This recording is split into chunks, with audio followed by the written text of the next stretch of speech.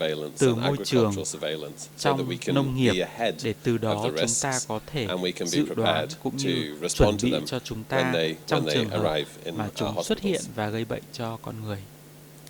Okay. So I'll speak a little bit now Chúng ta cũng sẽ about nói một chút Candida về species and Candida, bởi vì Aspergillus các cái chủng species. They're both Candida the này critical priority nó là một pathogens, and cái they're the ones that you see the nhóm most tương đối là often. quan And trọng. we'll look at some of the resistance mechanisms Có nhiều cái cơ chế đề and how kháng those khác work. nhau của chủng So, as you Candida. will be familiar, Candida Như các anh chị causes cũng a đã range of infections from biết thì superficial Candida có thể gây sort ra of các cái nhiễm trùng nuisance da infections like niêm mạc, thrush, cái nhiễm trùng ở bề mặt, through semi-invasive nhưng nó infections cũng like có khả esophageal năng gây ra những candidiasis cái that can be tình trạng quite nhiễm trùng serious, and right dẫn đến on to the tử most vong. invasive forms of Đấy là những candidiasis, cái such as trường hợp bloodstream nhiễm infections, trùng xâm lấn. typically affecting patients Điển with hình immune thì thường compromise hay or xảy ra patients ở with những cái critical bệnh nhân care có suy giảm miễn illnesses. dịch, những Very cái bệnh often nhân these ở khoa patients have got ICU, central bởi vì line, những cái bệnh central nhân mà venous có đặt catheters, các cái and that can đường be a truyền tĩnh portal mạch of trung entry. tâm, nó có thể là đường vào của nấm.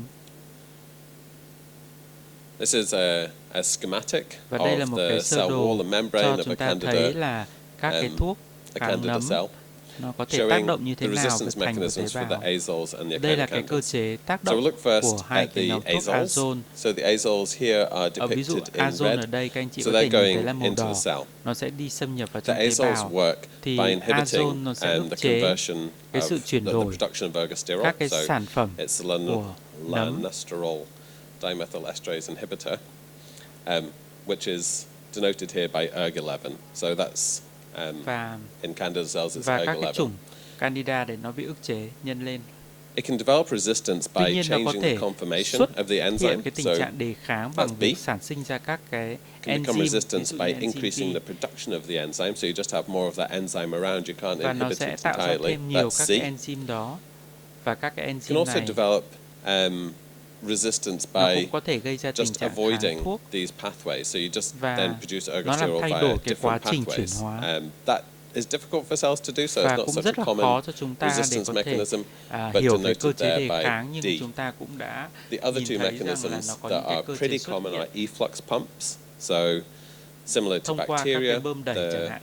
the Candida cell wall can just activate its efflux pumps. There Và are two chúng types, the có thể MFS and the hoạt ABC, hóa các cái and that bơm just đẩy pumps để có thể the azole bơm out. So it's cũng như unable là to do tống its job các of cái inhibiting phân the tử enzyme. azole ra khỏi cơ thể chúng. And the final, Và cuối somewhat cùng một rare số mechanism is G, cái cơ chế khác, which is when you các anh chị có thể just, xem the cái phần organism G, learns how to thì suck nó up liên quan tới sterols việc from its hấp thụ environment. các cái sterol ngoại sinh. So the ergosterol is a really đối với các important cái component of sterol the nội cell sinh, nó là membrane một for the cái thành phần Candida, quan and trọng without the của tế bào ergosterol, it becomes Candida. unstable and the cell Nó dies. giúp cho màng tế bào ổn If định. you stop it from producing its own ergosterol, Nếu mà nó and it can không learn to gather nó or không harvest tự sterol tạo from the ra các cái environment, then it can sterol kind of nội sinh, bypass that problem thì and nó develop có thể resistance.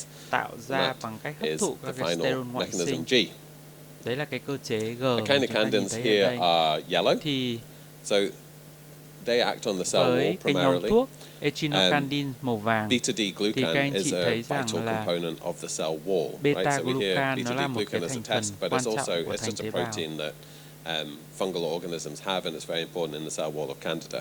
Nó là No một thành healthy phần cell quan wall, trọng the của cell just collapses màng and tế dies. bào và thành tế bào của các chủng The Candida. FKS unit is Thì responsible các for cái tiểu producing the thể beta D nó glucan, có thể tạo ra and the echinocandins ở phía bên act trong tế by bào, inhibiting the nó action có of vai that trò unit. ức chế của các So cái you'll thuốc hear people talk about echinocandin FKS hotspot mutations that prevent bằng các the cái đột biến echinocandins from working. điển And that's và làm cho cái in all thuốc their đó nó different không hoạt subunits. động There's lots of nữa. different types of it, Như but vậy rõ all you ràng là need có to rất know nhiều is các that cái there's cơ a chế đề mutation kháng khác nhau in xuất the hiện cái FKS tình that trạng prevents it đột from biến,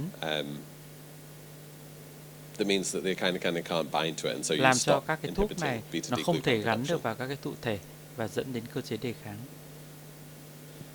So I think we've already kind Và of chúng covered ta this. cũng đã Just to nói tới một reiterate, số các cái the- nội dung liên quan tới the- kháng azole của các chủng Candida.